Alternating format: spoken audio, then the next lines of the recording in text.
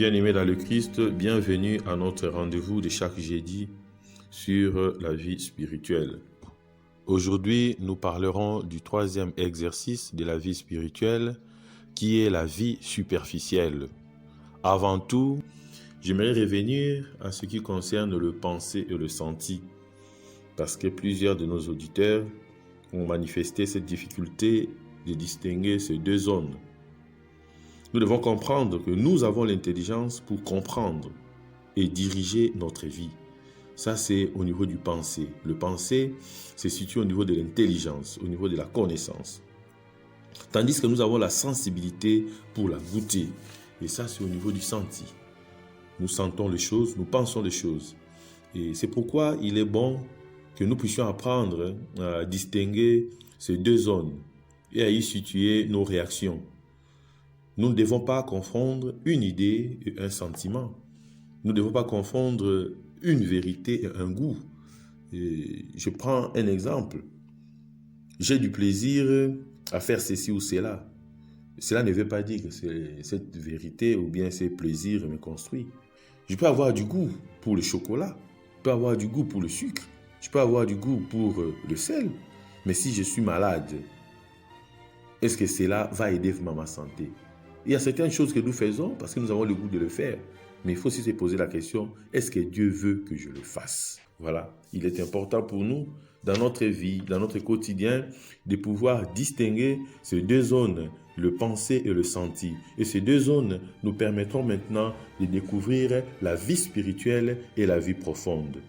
Bien-aimés dans le Christ, nous avons distingué deux zones, le pensée et le senti.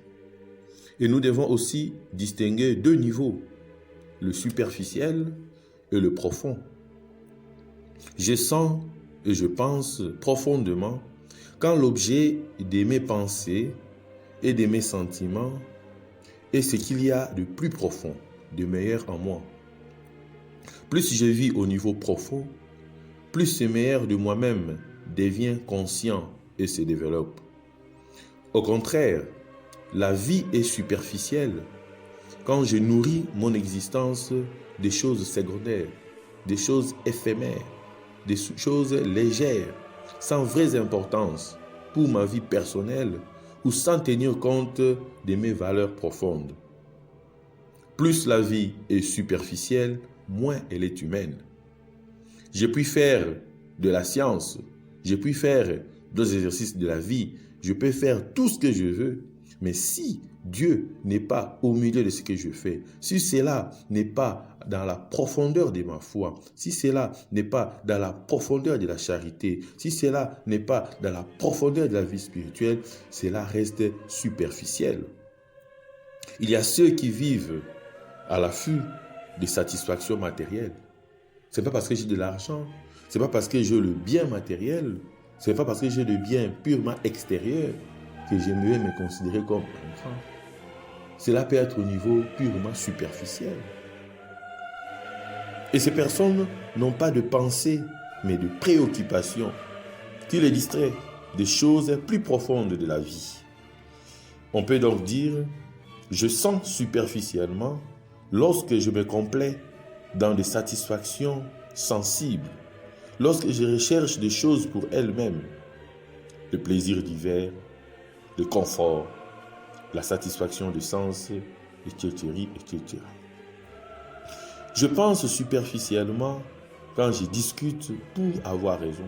Je discute pour rien, je vais seulement avoir raison. Je ne cherche même pas la vérité. Je raconte les événements du jour ou pense à toutes sortes de choses sans réflexion profonde. Nous sommes fort exposés à une vie superficielle par des journaux, par la radio, par la télévision, par la publicité, par l'Internet, par Facebook, par WhatsApp. Lorsqu'on y cherche seulement la distraction ou un aliment des conversations banales, il nous arrive. Parfois, on communique pour communiquer.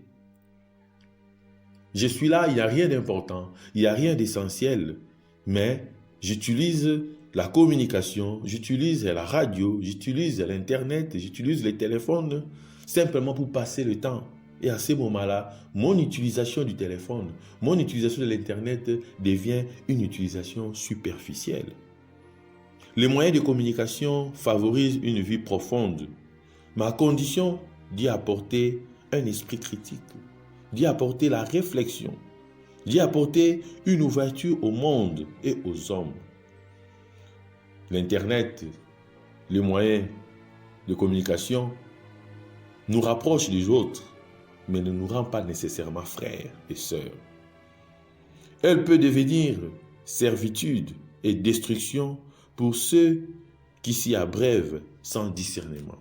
Voilà pourquoi, dans notre vie, dans notre quotidien, nous devons faire l'effort de travailler ces deux niveaux, la vie spirituelle et la vie profonde, la vie superficielle plutôt, et la vie profonde. Dans l'exercice prochain, nous allons comprendre ce que signifie la vie profonde. Mais pour le moment, nous allons passer à quelques références qui vont nous permettre de remarquer l'attitude superficielle de certaines personnes dans la Bible. Nous prenons tout d'abord Matthieu 25, du 1er au 12e verset. Parabole des vierges folles. Soyez prêts à tout, car on ne connaît ni l'heure ni le jour. Luc 9, du 46e au 48e verset. Qui est le plus grand? Luc 12, 16 à 29, le riche insensé. Jean 8, du 1er au 11e verset, la femme adultère. Quelques questions pour la méditation de cette semaine. Première question. Quelles sont les manifestations des vies superficielles autour de moi? Deuxième question. Quelles en sont les manifestations en moi? Troisième question. Dans quel domaine ai-je une vie très superficielle? Quatrième question. Pourquoi l'humanité vit-elle si souvent d'une façon superficielle? Et cinquième question. Pourquoi cette vie superficielle compromet-elle mon bonheur et comment? Bien-aimés dans le Christ, que le Seigneur nous accompagne tout au long de cette semaine afin que nous puissions détecter, discerner et méditer sur tout ce qui est superficiel dans notre vie, afin que la semaine prochaine, le jeudi prochain, nous puissions tous ensemble méditer sur la vie profonde.